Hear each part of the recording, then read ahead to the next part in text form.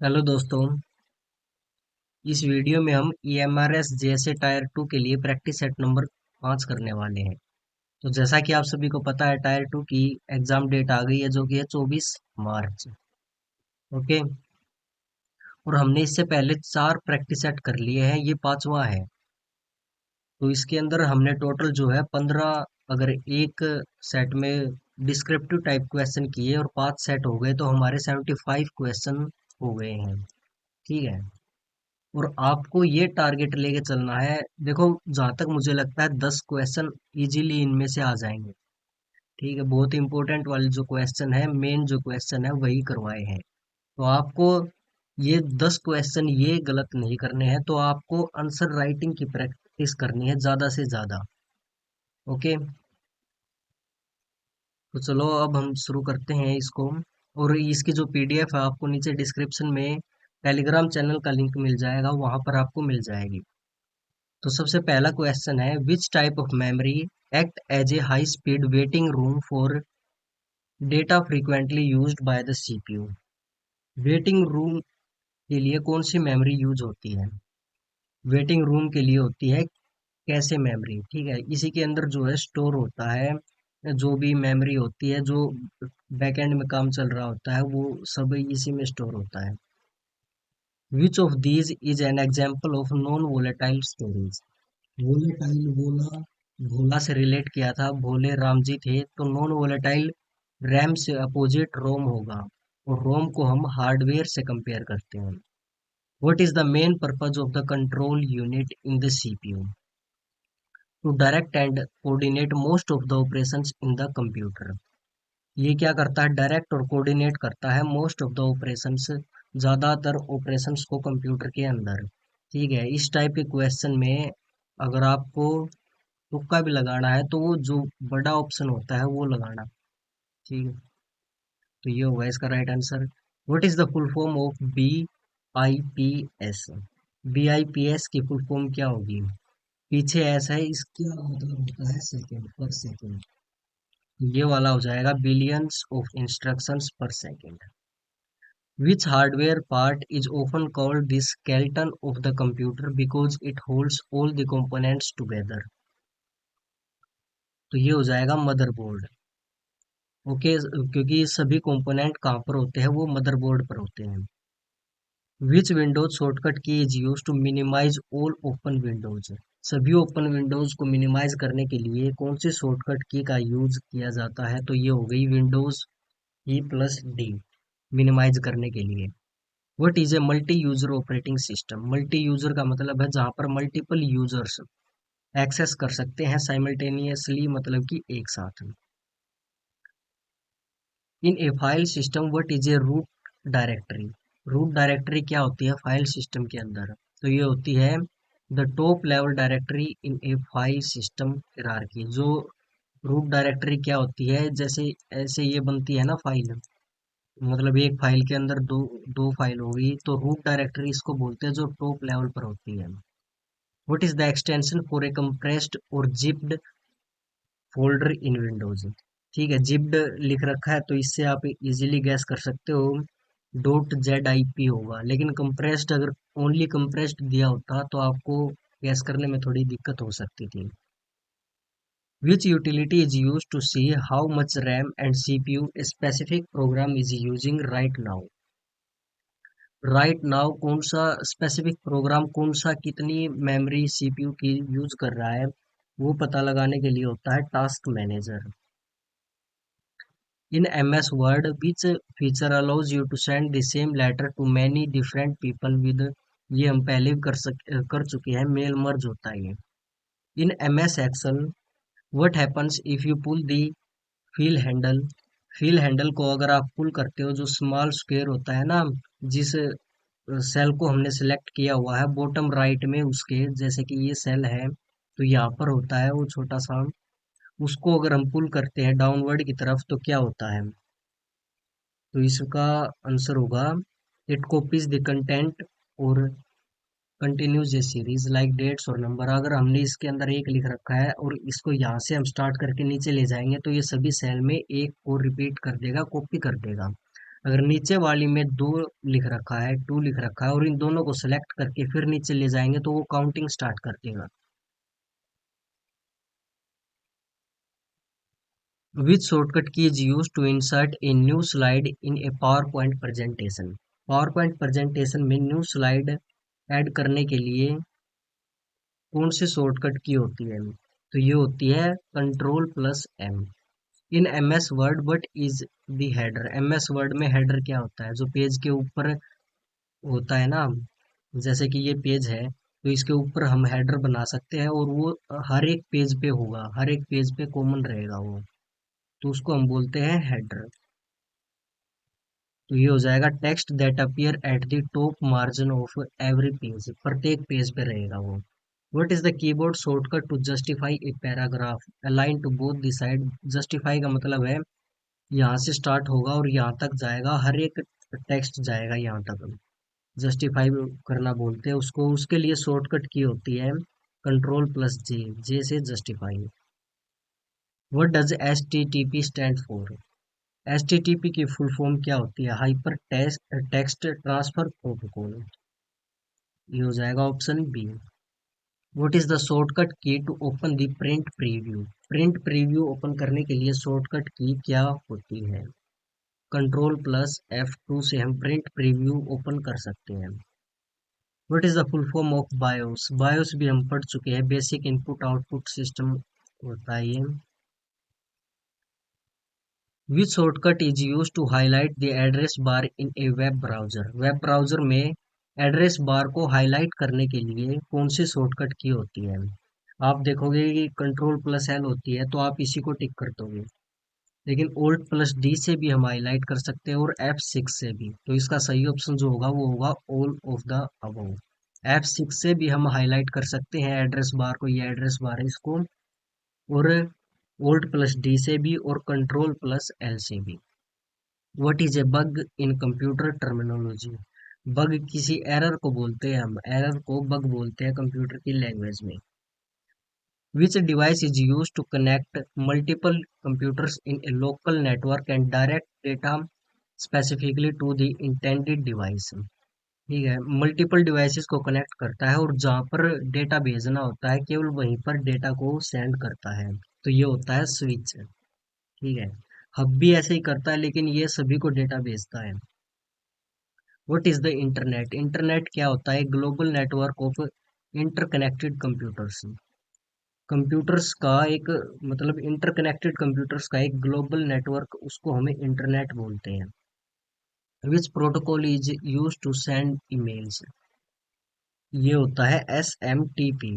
S का मतलब होता है सिंपल और एम का मतलब होता है मेल्स, और यहाँ पर ई का मतलब क्या रहता है? ये होता है इलेक्ट्रॉनिक। ठीक है, इलेक्ट्रॉनिक मेल्स होती हैं ये। What is spyware? What is spyware? Spyware पता है, एक मैलिशियस सॉफ्टवेयर होता है that secretly monitors your activity and steals data.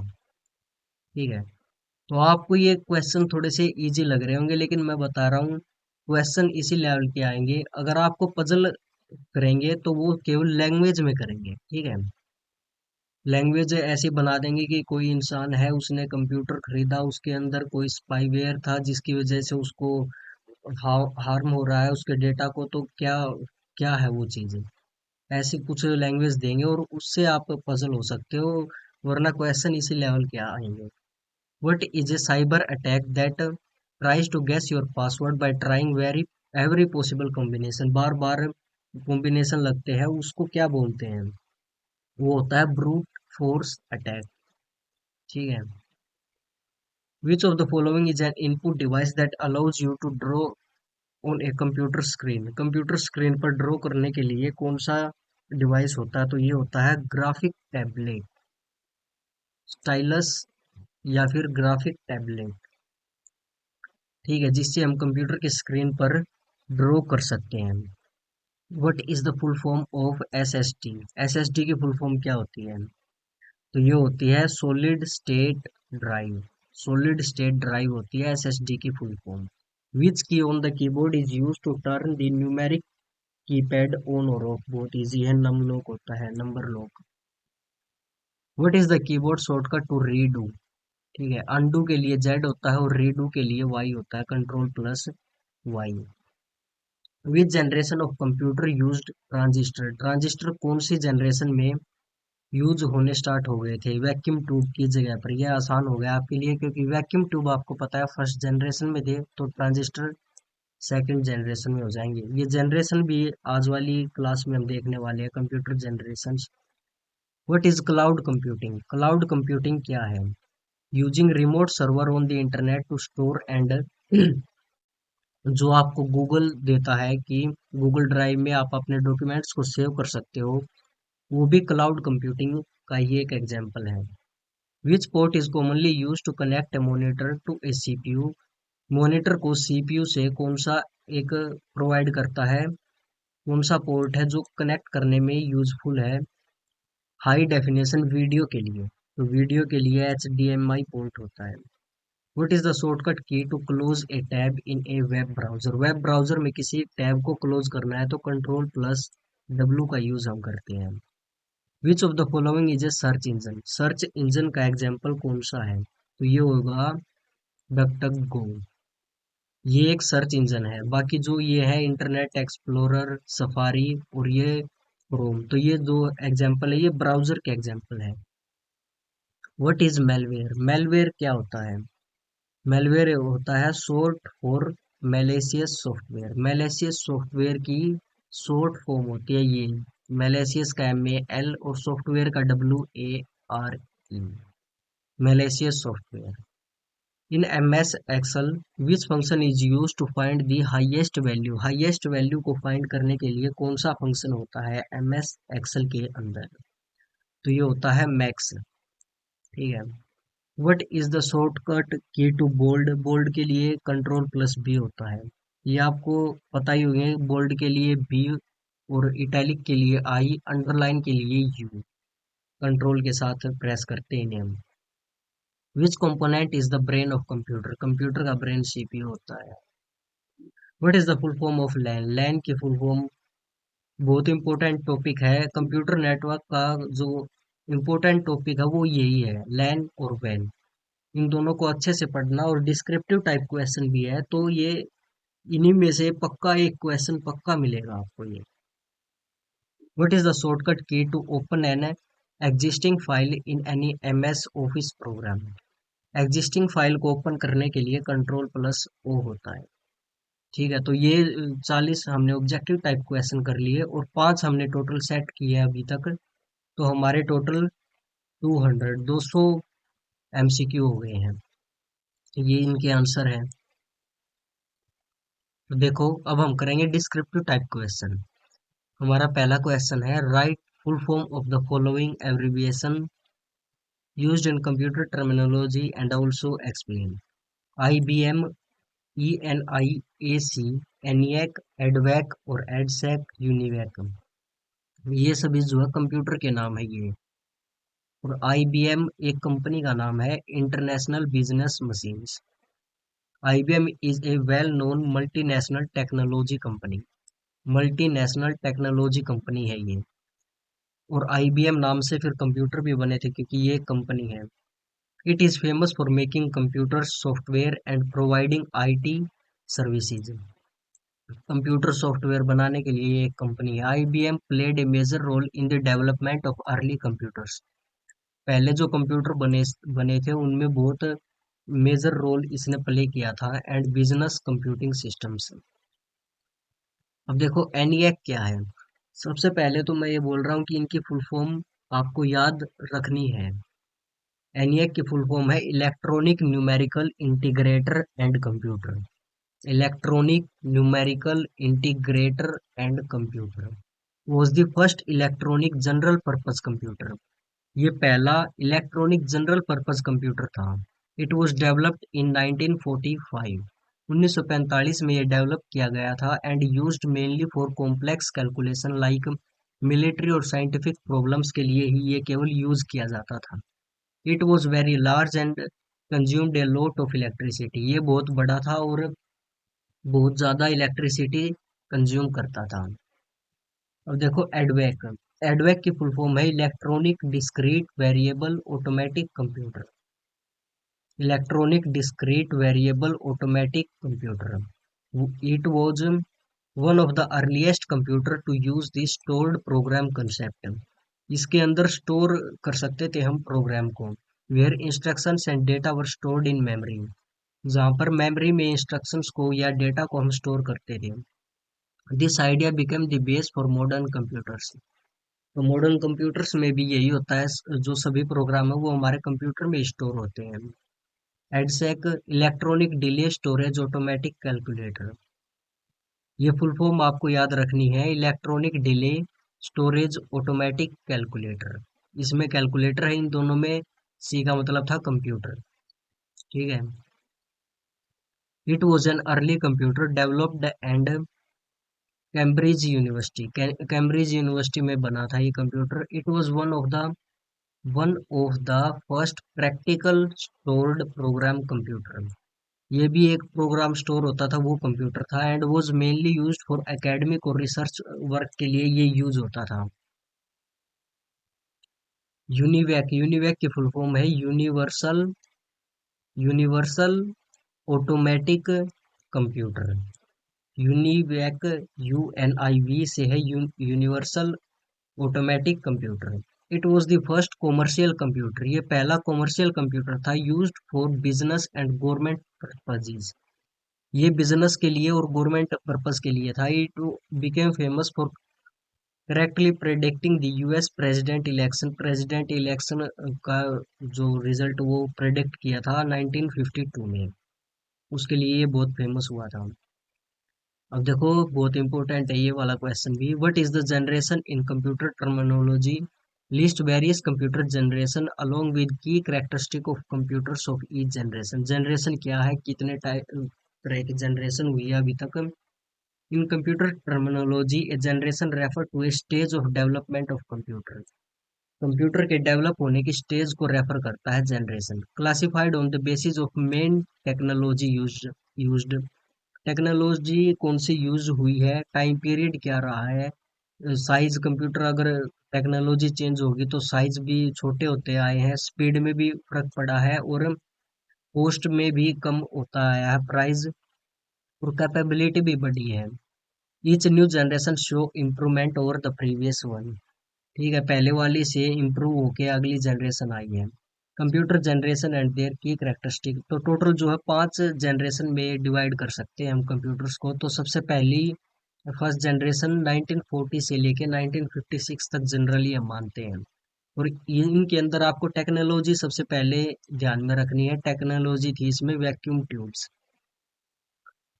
की कैरेक्टरिस्टिक। वैक्यूम ट्यूब्स थी तो ये बहुत ज़्यादा बड़े होते थे ये, वेरी लार्ज इन साइज। तो इलेक्ट्रिसिटी भी ज़्यादा यूज होती थी इनमें।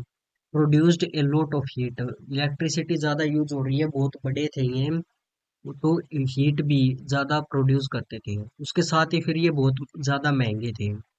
और प्रोसेसिंग स्पीड वो थी slow. Programming was done in machine language. Machine language में हमें प्रोग्रामिंग करनी पड़ती थी इनके अंदर। तो इनके एग्जाम्पल आपको याद रखने, मेनली आपको यही याद रखना है।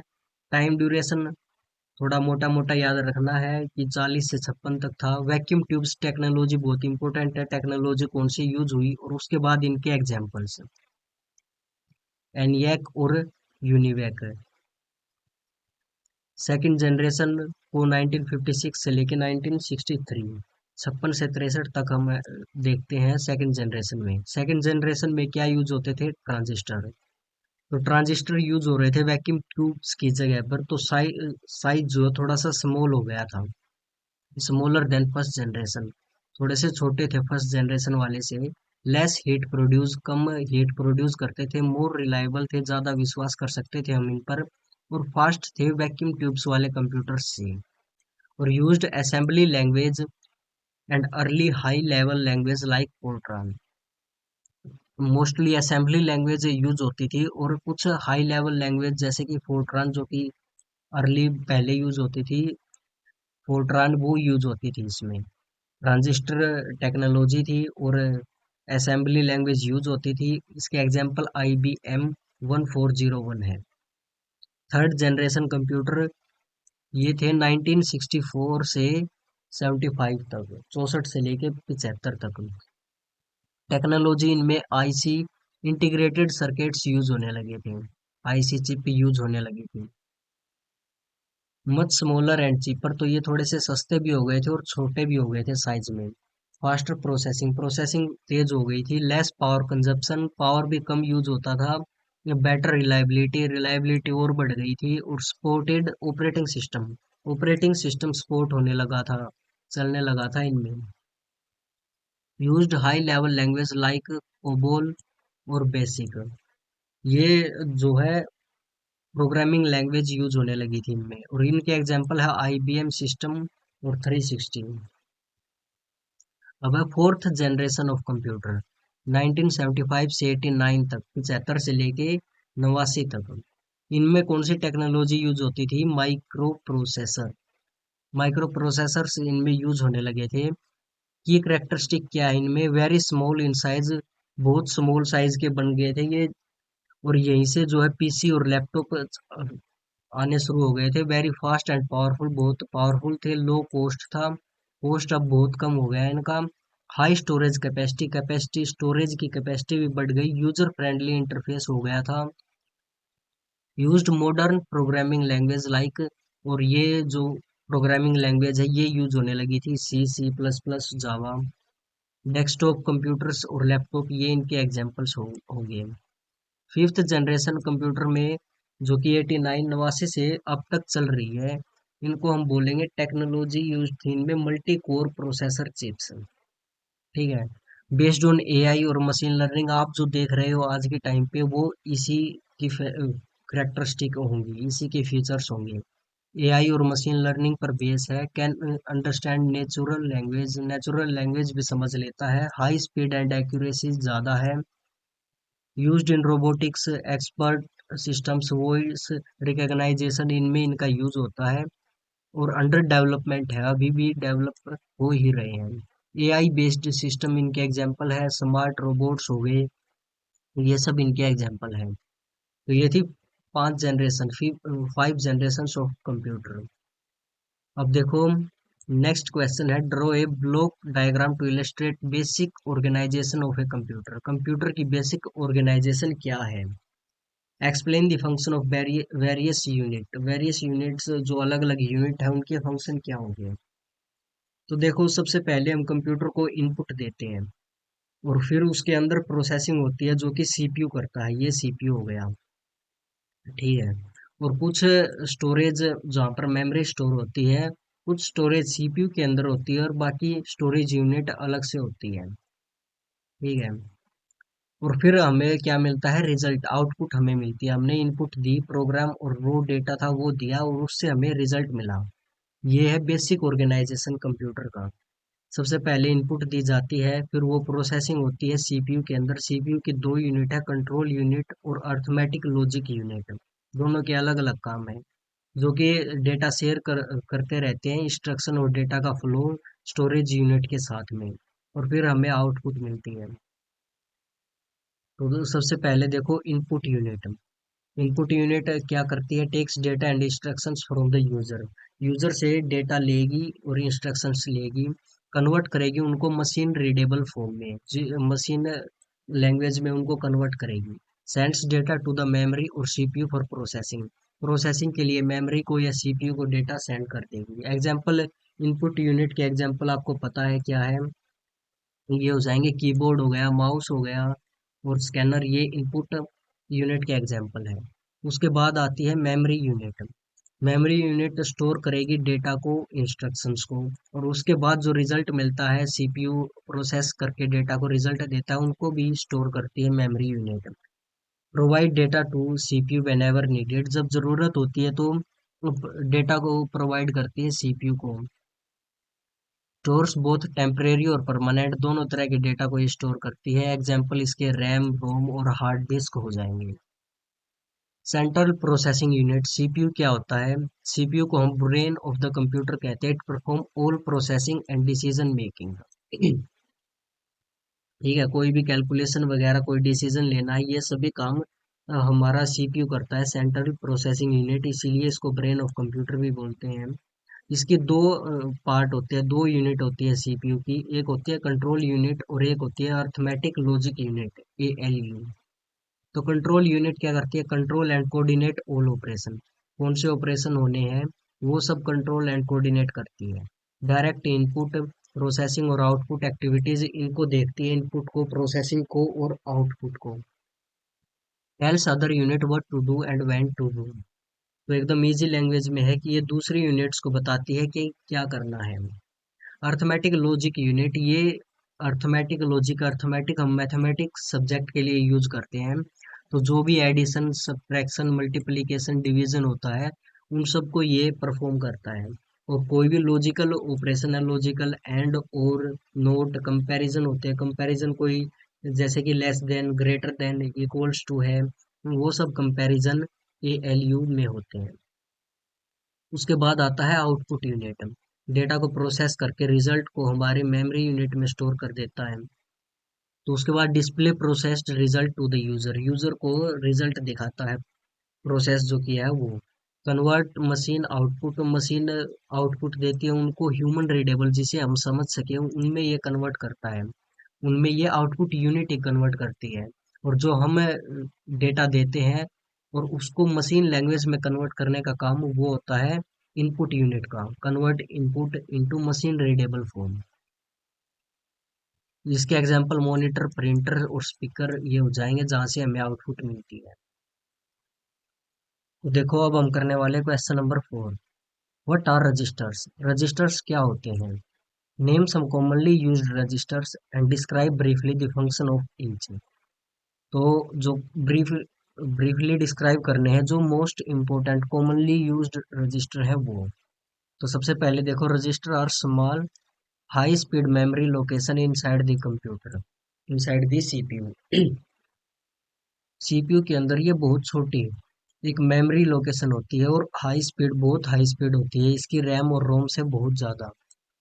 दे are use to temporarily store data, instructions and addresses.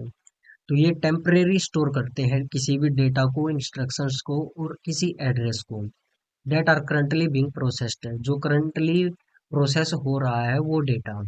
Registers are much faster than RAM, ये रैम से बहुत ज़्यादा फास्ट होते हैं। And help in speeding up CPU operation, CPU के जो ऑपरेशन होते हैं कंट्रोल यूनिट के और अर्थमेटिक लॉजिक यूनिट के, उन्हें ये स्पीड अप करते हैं। तो कॉमनली यूज्ड रजिस्टर हो गए सबसे पहले एक्यूमुलेटर। एक्यूमुलेटर रजिस्टर है वो stores intermediate results of ALU. Arithmetic logic operation जो होते हैं उनके इंटरमीडिएट रिजल्ट्स को ये स्टोर करता है accumulator. Used by ALU during calculation, arithmetic logic unit के द्वारा ये यूज किया जाता है। Program counter holds the address of the next instruction, जो नेक्स्ट इंस्ट्रक्शन है उसके एड्रेस को ये होल्ड करता है प्रोग्राम काउंटर, जो आगे एग्जीक्यूट होने वाली है वो। Automatically update after each instruction, और हर इंस्ट्रक्शन के बाद ये नेक्स्ट वाली के साथ इसे अपडेट कर देता है। Instruction register IR stores the current instruction being executed, जो करंट में इंस्ट्रक्शन एग्जीक्यूट हो रही है उसको ये स्टोर करता है। Send instructions to the control unit for decoding, control unit के पास ये सेंड करता है इंस्ट्रक्शंस को। तो देखो, रजिस्टर एक मेमोरी यूनिट होती है जो कि सीयू कंट्रोल यूनिट के पास और एएलयू अर्थमेटिक लॉजिक यूनिट के पास डेटा को पहुंचाती है, इन दोनों के बीच में डेटा को ट्रांसफर करने का काम करती है। अब देखो, memory address register store the address of the memory location to be accessed, जो भी मेमोरी लोकेशन एक्सेस होने वाली है उसके एड्रेस को ये स्टोर करेगी। Use during read and write operation, read का मतलब होता है किसी फाइल से, किसी फोल्डर से हम कोई डेटा को देख रहे हैं, ठीक है, जैसे कोई फोटो है उसको एक्सेस कर रहे हैं, कोई पीडीएफ है उसको हम ओपन करके पढ़ रहे हैं, उसको रीड बोलते हैं। राइट का मतलब उसके अंदर कुछ अपडेट कर रहे हैं हम, उसके अंदर कुछ स्टोर कर रहे हैं, उसको हम राइट बोलते हैं। Memory data register MDR, memory data register और मेमोरी बफर रजिस्टर भी बोलते हैं इसको। Store data being transferred to और फ्रॉम मेमोरी, मेमोरी से जो डेटा स्टोर ट्रांसफर होने वाला है, हो रहा है, उसको स्टोर करते हैं। मेमोरी से डेटा ट्रांसफर हो रहा है उसको मेमोरी डेटा रजिस्टर स्टोर करते हैं। Act as a buffer between CPU और मेमोरी, सीपीयू और मेमोरी के बीच में ये काम करता है buffer. Explain the various layer of OSI reference model. तो देखो ये बहुत इंपॉर्टेंट क्वेश्चन है, OSI reference model. The OSI reference model is a conceptual model developed by ISO to understand and standardize how data is transmitted over a network. OSI reference model क्या है? एक conceptual model है developed by OSI की full form होती है Open System Interconnection, ठीक है, Open System Interconnection. Reference model is conceptual model developed by ISO, ISO के द्वारा ये डेवलप किया गया है। It divides into communication into, it divides network communication, ये नेटवर्क कम्युनिकेशन को 7 लेयर्स में डिवाइड करता है। Where each layer has specific function, और जो कि प्रत्येक लेयर का एक स्पेसिफिक एक अलग फंक्शन होता है। तो टॉप से बॉटम की ये 7 लेयर होती हैं। एप्लीकेशन लेयर सबसे ऊपर होती है, एप्लीकेशन लेयर, लेयर नंबर 7। ऐसे ये लेयर में इसको ऐसे डिस्क्राइब करते हैं जब बनाते हैं इसका डायग्राम हम। तो यहाँ पर सबसे ऊपर होती है एप्लीकेशन लेयर, ठीक है, लेयर नंबर 7 है ये। उसके नीचे फिर आती है प्रेजेंटेशन लेयर। तो लेयर नंबर जो 7 है, closest to the user, user के सबसे क्लोजेस्ट होती है। Provides network services to application. तो हम कोई भी ब्राउजर पर कुछ भी अगर सर्च करते हैं, कहीं भी एक्सेस मिलती है, तो हमें वो एप्लीकेशन लेयर मिलती है सबसे पहले देखने को। हमें केवल यही मिलती है देखने को, बाकी जो भी लेयर है वो बैकएंड में काम करती है। तो क्लोजेस्ट टू द यूजर होती है ये। Provides network services to applications, allow users to access network resources, network के जो भी रिसोर्सेज है उन्हें हम एक्सेस कर सकते हैं इसकी मदद से। इसके एग्जांपल हो गए email, file transfer, web browsing. ये जो भी हम काम करते हैं ये इसके एग्जांपल है। HTTP, hyper text transfer protocol, file transfer protocol, simple mail transfer protocol, ये सब इसके प्रोटोकॉल्स हैं। प्रेजेंटेशन लेयर ये आती है 6 नंबर पर, 6th नंबर पर। ट्रांसलेट डेटा इनटू ए रीडेबल फॉर्मेट, ये डेटा को एक रीडेबल फॉर्मेट में ट्रांसफर कर देती है। हैंडल्स इंक्रिप्शन, डिक्रिप्शन और कंप्रेशन, ये सब काम होते हैं प्रेजेंटेशन लेयर के अंदर, ठीक है। कोई भी डेटा हम तक जब आने वाला होता है तो उसको ये डिक्रिप्ट करती है, और हमसे कोई डेटा जाता है उसे इनक्रिप्ट कर देती है ये। Ensure data is understood by both sender and receiver, sender और रिसीवर दोनों के द्वारा डेटा को समझा जा सके, ये ऐसा बना देती है उसको डिक्रिप्शन और एनक्रिप्शन करके। अब आती है लेयर नंबर 5, सेशन लेयर बोलते हैं इसको हम। एस्टेब्लिश, मैनेज और टर्मिनेट सेशन, कोई भी सेशन जो है यहाँ से यहाँ तक कनेक्शन बन गया उसको हम एक सेशन बोलते हैं। यहाँ पर कुछ डेटा ट्रांसफर होगा उसको एकदम हम सेशन बोलेंगे। तो ये उसको एस्टेब्लिश करेगी, पहले बनाएगी, फिर उसको मैनेज करेगी, और फिर उसको काम होने के बाद टर्मिनेट कर देगी। Controls dialogue between system, system के बीच में जो डायलॉग होते हैं, डायलॉग का मतलब है किसी दो के बीच में कोई कम्युनिकेशन, डाई का मतलब होता है two, dialogue between system. Provides synchronization and check points, so कोई भी चेक पॉइंट्स और सिंक्रोनाइज मतलब कि टाइम टू टाइम सबको मैनेज करती है ये। उसके बाद आती है transport layer, layer number 4। Ensure reliable data delivery, data delivery को रिलायबल बनाती है ये। Handles error detection, error detection को और फ्लो कंट्रोल को ये हैंडल करती है। Breaks data into segment and resembles them, तो ये डेटा को सेगमेंट्स में, इंपॉर्टेंट पॉइंट है ये कि सेगमेंट्स में ये ब्रेक कर देती है। और इसके जो प्रोटोकॉल है वो है TCP और UDP। Now network layer, network layer क्या होती है भाई? Determines the best path for data transmission, data transmission के लिए बेस्ट पाथ जो होता है उसको ये डेटरमाइन करती है। नेटवर्क लेयर ये बताती है कि कौन सा पाथ बेस्ट होगा डेटा ट्रांसमिशन के लिए। Handles logical addressing and routing, logical addressing को हैंडल करती है ये। IP एड्रेसिंग इसका एक एग्जांपल हो जाएगा। और ये है कि डिवाइस कौन सा, डिवाइस कौन सी लेयर पर काम करता है, ये इंपॉर्टेंट क्वेश्चन है। तो ये हो गया राउटर जो है नेटवर्क लेयर पर काम करता है। ऐसे ये जो लास्ट की 3 लेयर है इन्हीं में आपको याद रखने हैं। तो स्विच और ब्रिजेज जो है ये layer number 6 data link layer में ये काम करते हैं, और हब्स और केबल्स जो है ये फिजिकल लेयर में काम करती हैं। तो देखो data link layer layer number 2 है, provide node to node data transfer. Node to node data transfer को ये प्रोवाइड करेगी। Detect and correct error from physical layer, physical layer से कोई भी डिटेक्ट हो जाएगा एरर तो उसको ये करेक्ट कर देगी। Uses MAC address, MAC address को ये यूज करती है। इसके अंदर डिवाइस यूज होते हैं स्विच और bridge. Physical layer deals with physical transmission of data, defines cables connectors voltage data rates, ये सब इसके अंदर डिफाइन होते हैं। ट्रांसफर रो बिट्स, ये 0 और 1 ये बिट्स को ट्रांसफर करती है। हब्स और केबल्स इसके अंदर यूज होते हैं। तो लेयर नंबर 1 हो गई फिजिकल लेयर, लेयर नंबर 2 हो गई data link layer, layer number 3 है network layer, layer number 4 transport layer, layer number 5 session layer, layer number 6 presentation layer, और सबसे ऊपर है एप्लीकेशन लेयर। तो ये हो गया OSI मॉडल।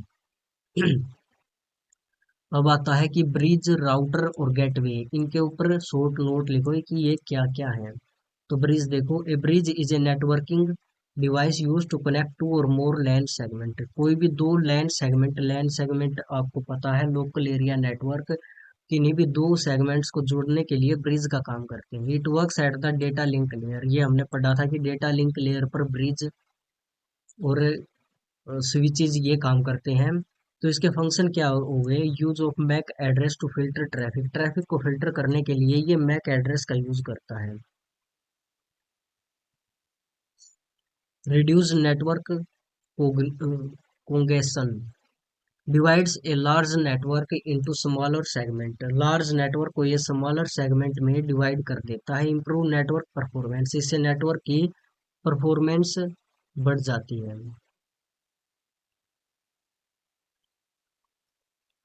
एग्जाम्पल हो गए connecting two LANs within this same building, किसी सेम बिल्डिंग में दो जो लैन होती है उनको कनेक्ट करना इसका एग्जाम्पल है। अब बात आती है राउटर की। Router is a networking device that connects different network, जो डिफरेंट नेटवर्क को कनेक्ट करता है उसे हम राउटर बोलते हैं। Forward data packets between them, तो डेटा को पैकेट्स के फॉर्म में ये फॉरवर्ड करता है, आगे भेजता है। It works at the network layer, network layer में ये काम करता है। ओ एस आई मॉडल की फंक्शन और फीचर हो गए इसके। Uses IP address for routing, routing के लिए ये आईपी एड्रेस का यूज करता है, और इसमें मैक एड्रेस यूज होता था ट्रैफिक को फिल्टर करने के लिए। Select the best path for the data transmission, data transmission के लिए ये बेस्ट पाथ को सिलेक्ट करेगा। ये लैन को वैन से और इंटरनेट से कनेक्ट कर देता है, ये लैन को इंटरनेट से कनेक्ट करता है। इंटरनेट भी वैन में ही आता, wide area network. Provide security using routing rules and firewalls, firewalls का यूज करके ये सिक्योरिटी प्रोवाइड करता है। जैसे कि home WiFi router connecting devices to the internet, ये हमारे डिवाइसेस जो कि लैन में आते हैं उनको ये नेटवर्क से कनेक्ट करता है। ठीक है, वाईफाई राउटर इसका एग्जांपल हो जाएगा जब हमारे घरों में वाईफाई लगी होती है। अब आता है gateway, A gateway is a networking device that connects networks using different protocol, gateway एक नेटवर्किंग डिवाइस है जो कि कनेक्ट करता है नेटवर्क्स को using different protocol, different protocols का यूज करके नेटवर्क को कनेक्ट करता है ये। It works at multiple layers of OSI model, OSI model की डिफरेंट लेयर्स पर काम कर सकता है।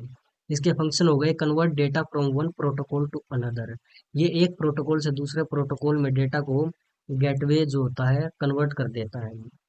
Act as an entry and exit point of a network, किसी भी एक नेटवर्क से डेटा आएगा ये उसको लेगा और कन्वर्ट करके दूसरे नेटवर्क में भेज देगा, तो ये दूसरे नेटवर्क का एंट्री पॉइंट हो गया और पहले नेटवर्क का एंड पॉइंट हो गया।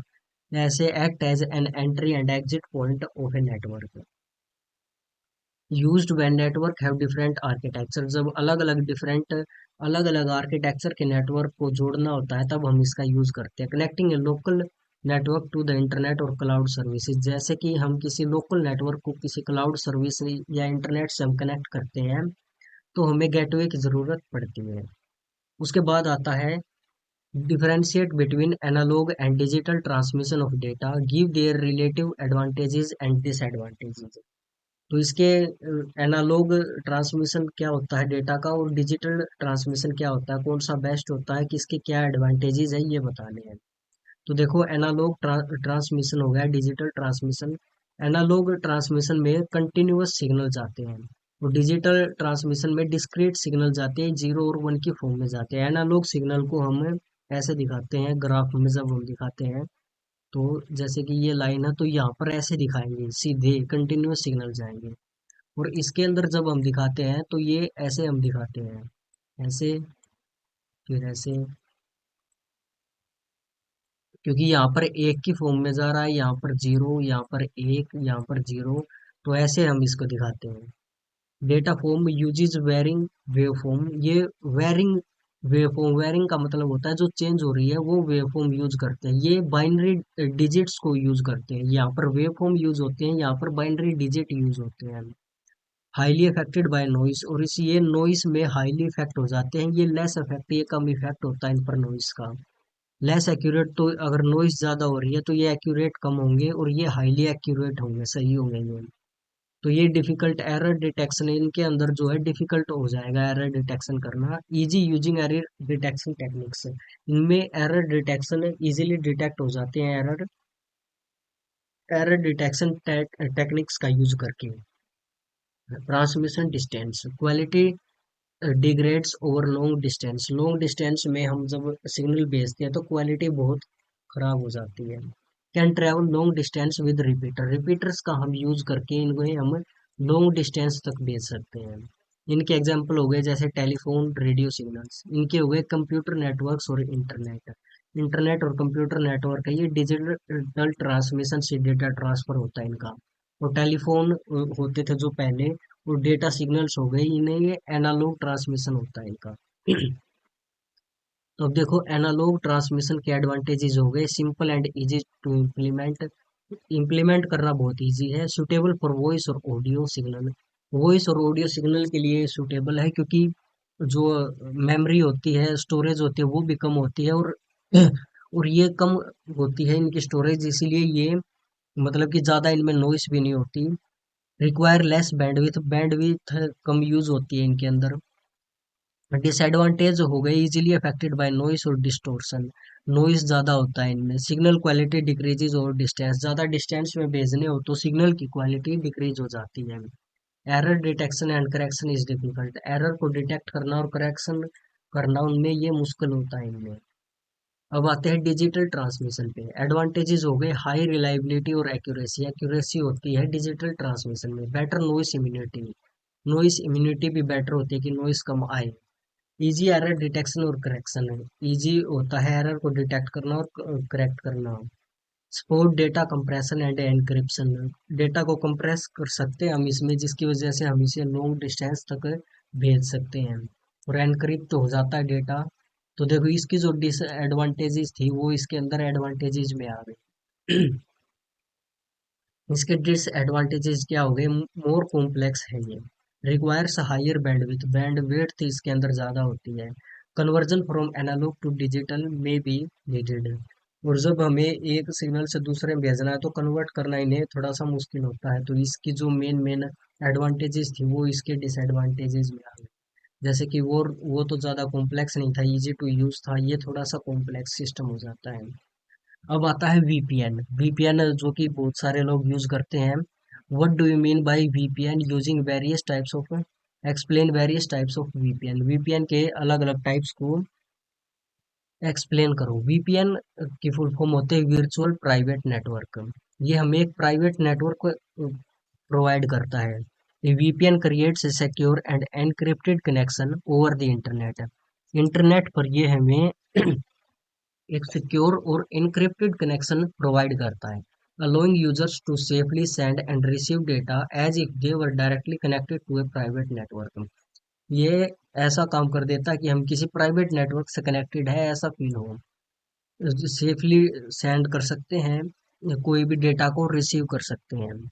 It helps in protecting data from hacker, hacker से डेटा को प्रोटेक्ट करने में यूज आता है ये।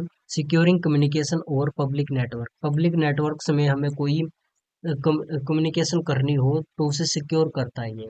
Hiding IP address and maintaining privacy, privacy को मेंटेन करता है और आईपी एड्रेस को ये हाइड करके रखता है। तो वीपीएन के अलग अलग टाइप्स होते हैं, तो देखो सबसे पहले remote access, allowing individual user to connect to a private network remotely.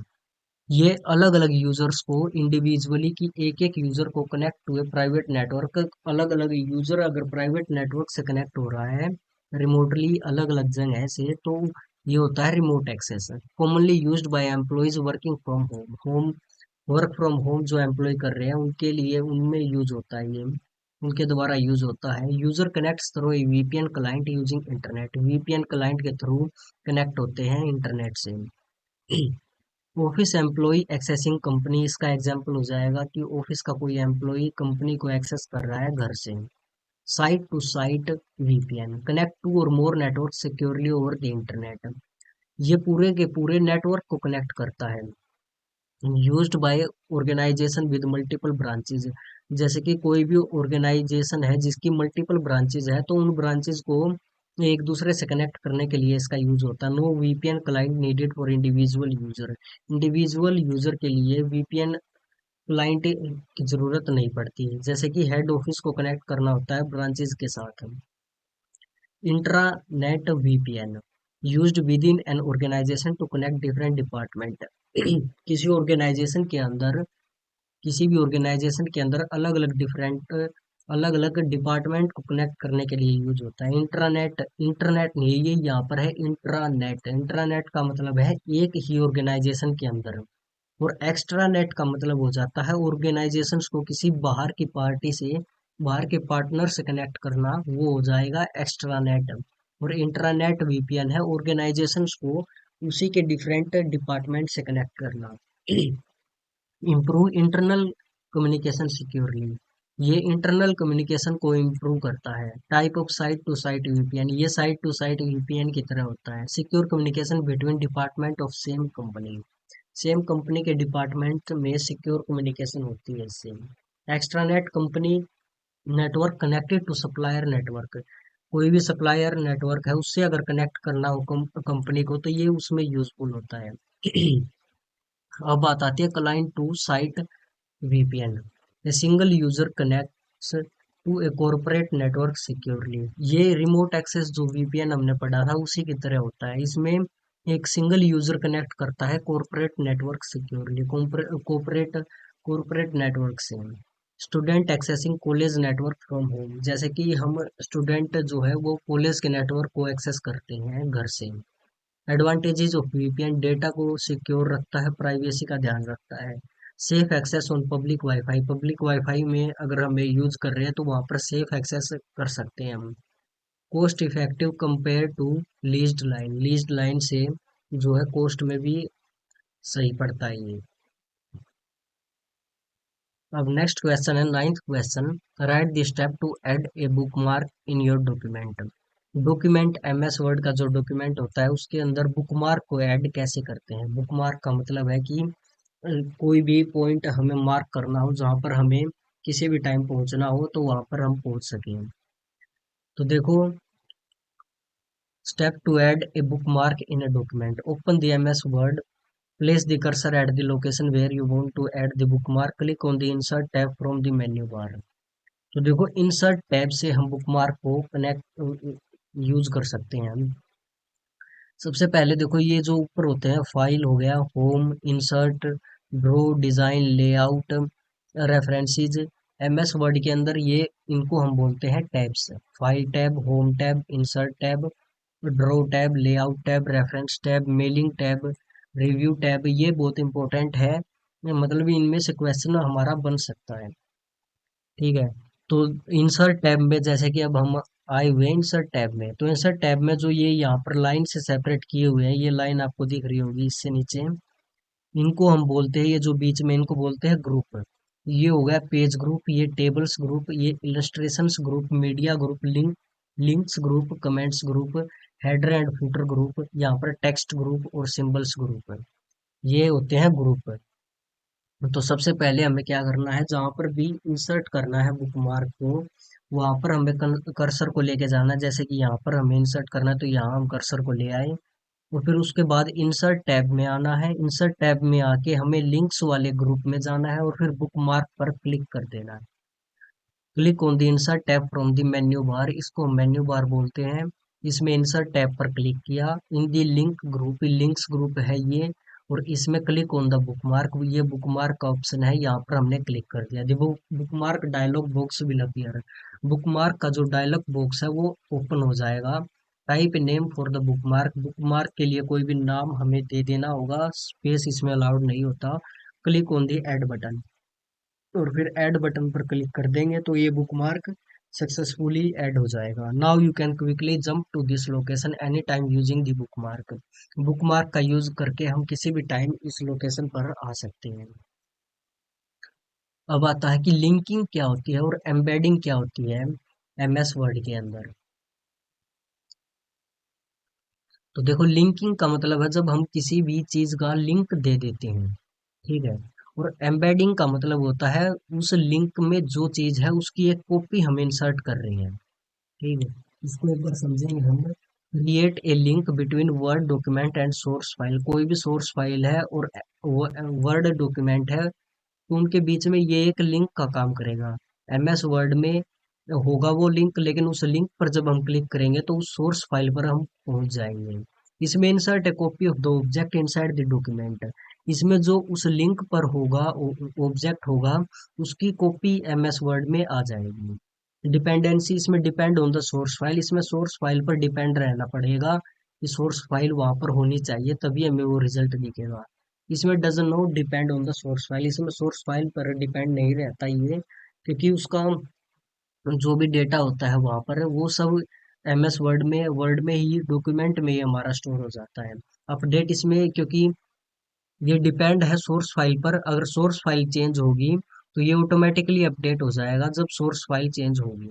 ये डज नॉट अपडेट ऑटोमेटिकली, ये ऑटोमेटिकली अपडेट नहीं होगा। फाइल साइज इसमें जो फाइल का साइज है वो सेम रहेगा, मतलब ज्यादा इसमें फर्क नहीं पड़ेगा, ये बहुत स्मॉल साइज होगा। इसमें इंक्रीज वर्ड फाइल साइज, क्योंकि ये वो डेटा सब वर्ड के अंदर डॉक्यूमेंट के अंदर स्टोर कर रहा है, तो इसमें इंक्रीज हो जाएगा Word file size. Source location requires original file to remain at the same location, जो लोकेशन हमने, जो लिंक हमने डॉक्यूमेंट में डाला है उसी लिंक में सोर्स फाइल होनी चाहिए, ठीक है।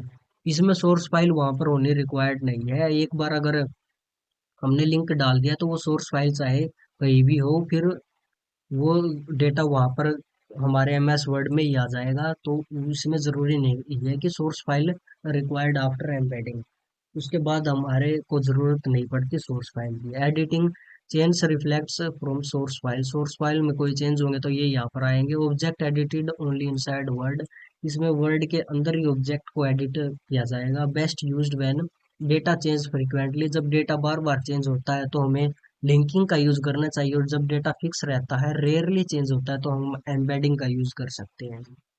How database management can be handled in MS Excel, MS Excel में डेटाबेस को हैंडल कैसे किया जाता है। तो हमें पता है कि टेबल्स की फॉर्म में डेटा होता है, रो और कॉलम की फॉर्म में डेटा होता है। In MS Excel a database is maintained in the form of table, table की फॉर्म में डेटा को मेंटेन किया जाता है, जहां पर प्रत्येक रो एक रिकॉर्ड को रिप्रेजेंट करती है, और प्रत्येक कॉलम एक फील्ड को रिप्रेजेंट करता है, ठीक है। कॉलम को हम बोलते हैं फील्ड, कोई भी फील्ड होगा, जैसे कि यहाँ पर कोई भी स्टूडेंट है तो नेम, नेम का फील्ड हो जाएगा ये, ठीक है। और यहाँ पर ये जो रो होगी इसको हम बोलते हैं रिकॉर्ड, जैसे कि कोई भी नाम है, कोई भी नाम हो गया, जैसे कि स्मार्ट कोई इस चैनल का नाम है, तो ये उसका पूरा रिकॉर्ड इसके अंदर होगा कि ये कब स्टार्ट हुआ था, क्या हुआ था, क्या हुआ था। और यहाँ पर फील्ड होगा, फील्ड में date of starting, how many videos are uploaded, तो ये अलग अलग फील्ड होंगे, ये अलग अलग फील्ड होंगे, और ये एक रिकॉर्ड होगा किसी एक बंदे का, हम बोल सकते हैं कोई भी एक पर्सन होगा उसका रिकॉर्ड होगा। The first row contain name fields, field name जो होगा वो पहली रो में कंटेन होगा, यहाँ पर जो फील्ड नेम कंटेन होगा पहली रो में। Excel provide several tools to manage organise analyse this data effectively, manage organise करने के लिए अलग अलग टूल्स हमें प्रोवाइड करती है MS Excel. Ways to handle database management in MS Excel, सबसे पहले सॉर्टिंग डेटा, डेटा को हम अरेंज कर सकते हैं किसी भी फॉर्म में, अरेंज डेटा इन असेंडिंग बढ़ते हुए क्रम, डिसेंडिंग घटते हुए क्रम में हम अरेंज कर सकते हैं। Helps in organising large database को ये मैनेज करने में हेल्प करता है। Can sort by number, number से हम सॉर्ट कर सकते हैं, टेक्स्ट से, डेट से, साइज से भी हम सॉर्ट कर सकते हैं जो फाइल्स होती हैं उनके अंदर। तो अब फिल्टरिंग डेटा होता है, display only required record. Filtering data का मतलब है जो भी रिकॉर्ड हमें चाहिए वो केवल उन्हीं को ये दिखाएगा। जैसे कि हमें वो चाहिए जिसकी सैलरी 40,000 से कम है, तो ये केवल उसी को दिखाएगा, ये होगा फिल्टरिंग। और सॉर्टिंग का हो गया, ये सारे डेटा को, पूरे डेटा को, जैसे कि 100 पर्सन, अलग अलग 100 बंदों का डेटा है तो ये 100 के 100 को दिखाएगा सॉर्टिंग में। लेकिन फिल्टरिंग में 100 में से जिनकी सैलरी 40,000 से कम है, ये केवल उन्हीं को दिखाएगा। Uses auto filter to hide unwanted data. Unwanted data को हाइड करने के लिए हम ऑटो फिल्टर का यूज कर सकते हैं। Very useful for large data set. Large data set के लिए ये बहुत ज्यादा यूजफुल होता है। अब आता है tables. Convert data range into structure table. Data range को हम स्ट्रक्चर टेबल में कन्वर्ट कर सकते हैं। Enables automatic filtering and sorting. Tables के अंदर ऑटोमेटिक फिल्टरिंग होती है और सॉर्टिंग भी हो जाती है। इम्प्रूव्स डेटा रीडेबिलिटी और मैनेजमेंट। डेटा की रीडेबिलिटी और मैनेजमेंट को इम्प्रूवमेंट मिलती है इससे। Data validation, restrict the type of data entered in cell. Data validation का मतलब है कि किसी सेल पर हमने डेटा वैलिडेशन लगा दिया कि इसके अंदर केवल नंबर ही डाले जा सकते हैं। तो उसमें जैसे कि किसी के मार्क्स है स्टूडेंट के, तो वो करेक्टर में नहीं हो सकते, वो केवल नंबर में हो सकते हैं। और वो 100 से कम ही हो सकते हैं। और जीरो से जीरो या जीरो से ज्यादा, 0 या 100 तक इनके बीच के नंबर ये हम इसके अंदर डाल सकते हैं। ये मार्क्स हो गए किसी स्टूडेंट के। Restriction the type of data entered in cell.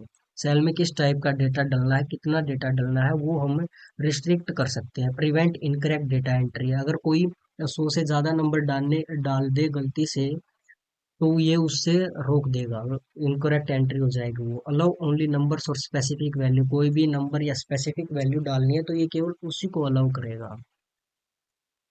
अब आता है conditional formatting. Highlights data based on condition. Condition के बेस पर डेटा को, कंडीशनल फॉर्मेटिंग का मतलब है जैसे कि ए क्यू आई है। ए क्यू आई किसी शहर का सबसे ज्यादा है, मतलब बहुत ज्यादा खराब है, तो डेंजर में आएगा तो उसको हम रेड कर देंगे। अगर ए क्यू आई कम होता जाएगा तो उनको नीचे ग्रीन में, वो हो जाएगा, ग्रीन शेड में हो जाएगा। तो ये ऑटोमेटिकली हाईलाइट करता रहेगा डेटा को एक हिसाब से। Makes analysis easier using colour और आइकन। कलर और आइकन का ये यूज होगा कि कलर देख के हम बता सकते हैं कि कौन से शहर में ये क्यूआई अच्छा है, कौन से में सही नहीं है। हाइलाइट्स हाईएस्ट और लोवेस्ट वैल्यू। लोवेस्ट वैल्यू और हाईएस्ट वैल्यू को ये हाईलाइट कर देगा अलग से। फॉर्मूलाज और फंक्शन। फॉर्मूला और फंक्शन का यूज करके हम एनालाइज कर सकते हैं, कैलकुलेट कर सकते हैं डेटा को अच्छे से। फॉर्मूला के एग्जांपल जैसे कि sum, average, count, V lookup, if, ये सब फॉर्मूला है। पाइवोट टेबल्स क्या होती है? Summarise large data quickly. किसी लार्ज डेटा को समराइज करने के लिए पाइवोट टेबल का यूज करते हैं। Helps in comparison and analysing.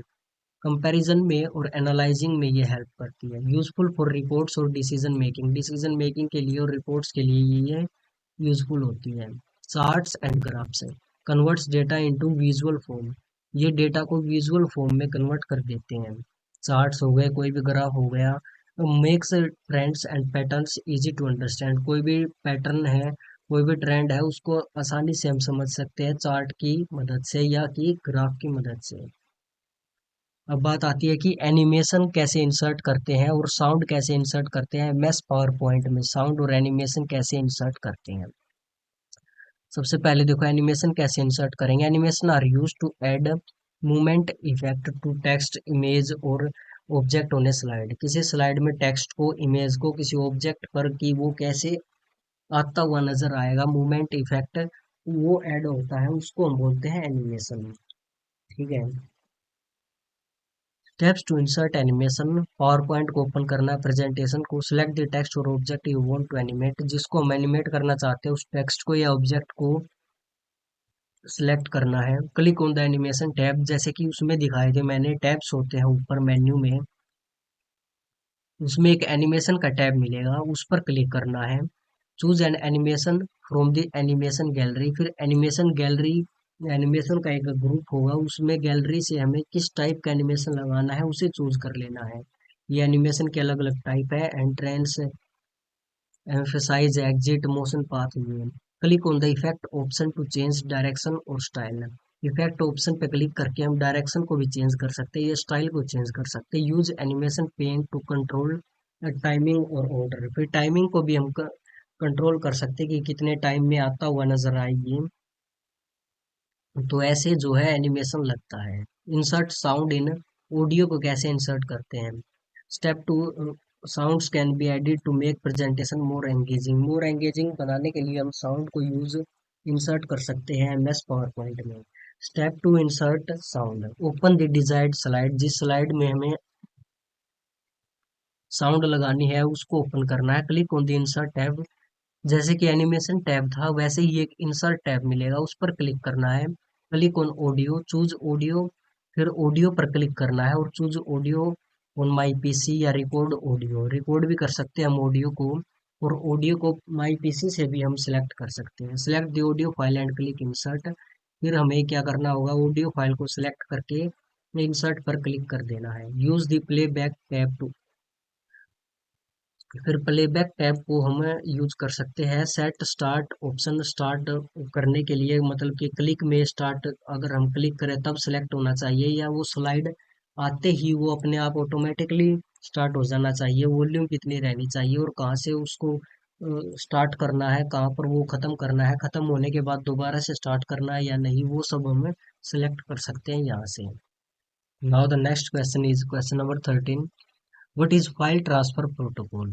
File transfer protocol क्या है। Right the steps involve in downloading uploading A file by using FTP service. FTP service का यूज करके हम फाइल को डाउनलोड कर सकते हैं और अपलोड कर सकते हैं। तो उसके क्या स्टेप होंगे ये बताना है हमें। फाइल ट्रांसफर प्रोटोकॉल, एफटी की फुल फॉर्म है file transfer protocol. Is standard network protocol. ये एक स्टैंडर्ड प्रोटोकॉल है नेटवर्क की। Use to transfer file. File को ट्रांसफर करने के लिए बिटवीन क्लाइंट और सर्वर और क्लाइंट के बीच में फाइल को ट्रांसफर करने के लिए ये एक स्टैंडर्ड प्रोटोकॉल है। It allows user to upload file from local computer to server. Server पर किसी लोकल कंप्यूटर से फाइल को अपलोड करना और डाउनलोड करना सर्वर से हमारे लोकल कंप्यूटर में। और manage files on a remote server. किसी रिमोट सर्वर से हम फाइल को मैनेज भी कर सकते हैं। FTP works on the client server model. ये क्लाइंट सर्वर मॉडल पर काम करती है और uses TCP transmission control protocol और इंटरनेट प्रोटोकॉल पर ये काम करती है। जैसे कि हम इंस्टा पर या यूट्यूब पर वीडियोस अपलोड करते हैं तो ये अपलोड होगी हमारे लोकल कंप्यूटर से सर्वर पर, और फिर ये हम डाउनलोड भी कर सकते हैं इनको। तो ये सर्वर से डाउनलोड होगी हमारे लोकल कंप्यूटर पर, और फिर इंस्टा पर ही या यूट्यूब पर ही हम इनको मैनेज भी कर सकते हैं कि देख सकते हैं इनका टाइटल क्या है, डिस्क्रिप्शन में क्या लिखा हुआ है, कितने लोगों ने लाइक किया शेयर किया, वो सब मैनेज करना हो जाएगा कि वो हम रिमोट सर्वर कहीं से भी हम उसको मैनेज कर सकते हैं। तो देखो सबसे पहले डाउनलोडिंग के क्या स्टेप्स होंगे। Open the FTP client. FTP client को हमें ओपन करना है। Enter FTP server address. Server address डालना होगा, यूजर नेम और पासवर्ड हमें डालना होगा। Click connect to establish connection with server. Server के साथ कनेक्शन एस्टेब्लिश हो जाएगा। Navigate to the server directory. Server directory के साथ हमें नेविगेट करना होगा कि कहाँ पर डाउनलोड का ऑप्शन है, कहाँ पर वो फाइल है जो डाउनलोड करनी है। Select the file to download. फिर फाइल को सिलेक्ट करना है जो डाउनलोड करनी है और choose the local destination folder. फिर जहाँ पर हमें वो स्टोर करनी है डाउनलोड करनी है उसको सिलेक्ट करके डाउनलोड पर क्लिक कर देना है, तो वो डाउनलोड हो जाएगी। उसके बाद step two upload a file using FTP. Upload कैसे करते हैं। Open the FTP client. FTP client को ओपन करना है। एंटर सर्वर डिटेल और कनेक्ट। सर्वर की जो डिटेल होगी उसे डाल के हमें कनेक्ट कर लेना है। Navigate to the local file you want to upload. और फिर उस फाइल पर जाना है, उस लोकल फाइल पर जाना है जो हम अपलोड करना चाहते हैं। Select the target folder on the server. Server पर जिस फोल्डर में हमें अपलोड करनी है वो सिलेक्ट करना है और अपलोड पर क्लिक कर देना है। Wait until transfer is completed successfully. और फिर वेट करना है जब तक सक्सेसफुल ना हो जाए। ड्रैग भी कर सकते हैं हम फाइल को, या ऐसे उठा के ऐसे डाल सकते हैं। Advantages of FTP. Fast file transfer fast हो जाएगा। Support large files, large file भी हम अपलोड कर सकते हैं, इजी टू यूज होता है ये। उसके बाद आती है digital signature. What do you mean by digital signature and explain it. A digital signature is an electronic form of signature used to verify authenticity, integrity and security of a digital message और document. कोई भी हम document send करते हैं तो उसके साथ अगर ऑथेंटिकेशन उसकी वेरीफाई करनी है तो उसके साथ एक इलेक्ट्रॉनिक सिग्नेचर जिसे हम डिजिटल सिग्नेचर बोलते हैं उसको अटैच करके भेजते हैं। It ensures that the message is sent by the correct person. इससे ये इंश्योर होता है कि करेक्ट पर्सन ने मैसेज सेंड किया and has not been entered और बीच में ये बदला नहीं गया है। Digital signature are widely used in emails, online transaction में, ईमेल्स में और ई गवर्नेंस गवर्नमेंट की कोई भी सर्विस है उसके अंदर यूज होता है और लीगल जो डॉक्यूमेंट होते हैं उनमें ये यूज होता है। Explanation of digital signature. Digital signature works using cryptography mainly public की एंड प्राइवेट की टेक्नोलॉजी। इसमें एक पब्लिक की होती है एक प्राइवेट की होती है। क्रिप्टोग्राफी होता है छुपा के रखना, मतलब कोई उसमें चेंज ना हो सके। हाउ इट वर्क्स, कैसे ये काम करता है। The sender creates a digital signature using their private की और पब्लिक की पर ये काम करती है। अपनी प्राइवेट की का यूज करके सेंडर मैसेज को में डिजिटल सिग्नेचर क्रिएट करता है। Sender creates a digital signature using their private key. The signature is attach to the document or message, जो डॉक्यूमेंट होगा मैसेज होगा उसके साथ सिग्नेचर अटैच हो जाएंगे। The receiver uses the sender's public key to verify the signature. Receiver use करेगा sender की public key को, सेंडर ने जो पब्लिक की भेजी होगी उस की का यूज करके रिसीवर वेरीफाई कर लेगा उन सिग्नेचर को। If the document is unchanged and the key match the signature is valid. अगर डॉक्यूमेंट में कोई बीच में चेंज नहीं हुआ है और तो की मैच हो जाएगी और सिग्नेचर वैलिड होगा। फीचर ऑफ डिजिटल सिग्नेचर, क्या फायदे इसके। Authentication confirms the identity of the sender. Sender की जो आइडेंटिटी है ये उसको कंफर्म करेगा। Integrity ensure the data is not Altered. Integrity का मतलब है कि ये विश्वास दिलाएगा कि बीच में डेटा बदला नहीं गया है। Non repudiation sender can not deny sending the message. Sender ये नहीं बोल सकता कि ये मैसेज मैंने सेंड नहीं किया है क्योंकि उसकी प्राइवेट की इसके अंदर होगी। सिक्योरिटी प्रोटेक्ट अगेंस्ट फोर्जरी और टेम्परिंग, बीच में कोई बदलाव नहीं हुआ है ये उसके सिक्योर करेगा, प्रोटेक्ट करेगा इससे। Uses of digital signature, online banking में और ई पेमेंट्स में इनका यूज होता है। Filling income tax return, income ITR जो फील करते हैं उनमें यूज होता है। गवर्नमेंट की सर्विसेज में यूज होता है। सिक्योर ईमेल कम्युनिकेशन में ये यूज होता है। अब बात आती है what do you mean by encryption. Encryption क्या होता है। Explain how encryption helps in securing digital data. Digital data को सिक्योर करने में इंक्रिप्शन का क्या योगदान है। Encryption is the process of converting readable data, कोई भी रीडेबल डेटा होता है उसको अनरीडेबल कोडेड फॉर्म में कन्वर्ट करना, उसको हम बोलते हैं इंक्रिप्शन यूजिंग स्पेशल एल्गोरिथम की, ताकि बीच में उसे कोई पढ़ नहीं सके। Only an authorised person who has the correct decryption की, जिसके पास डिक्रिप्शन की होगी कि किस एल्गोरिथम से ये चेंज किया गया है, डिकोड किया गया है, मतलब कोड किया गया, वही इसको डिकोड कर सकेगा। Can convert the data back into the original form में केवल वही पर्सन इसको कन्वर्ट कर सकेगा। How encryption helps in securing digital data. Digital data को सिक्योर कैसे करता है एनक्रिप्शन। सबसे पहले data confidentiality, ensure that only authorised user can read the data, केवल ऑथराइज्ड यूजर ही डेटा को रीड कर सकेगा। Even if data is intercepted it remains unreadable, अगर बीच में कोई छेड़छाड़ हो रही है डेटा के साथ तो उस टाइम पे भी ये अनरीडेबल ही रहेगा। Protection during transmission, secure data sent over the internet, emails and network, ये सिक्योर करता है डेटा को इंटरनेट, ईमेल और नेटवर्क पर भेजा जा रहा है जो उसको। प्रिवेंट हैकिंग एंड इवेस्ट ड्रॉपिंग, कोई भी हैकिंग की कोई भी प्रॉब्लम नहीं होगी इससे, हैकिंग से ये बचाएगा, प्रिवेंट करेगा।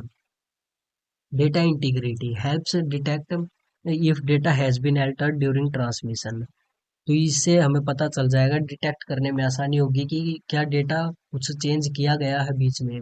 Any change in encrypted data can be identified, encrypted data में कोई भी चेंज हुआ होगा तो ये उसे आइडेंटिफाई कर लेगा।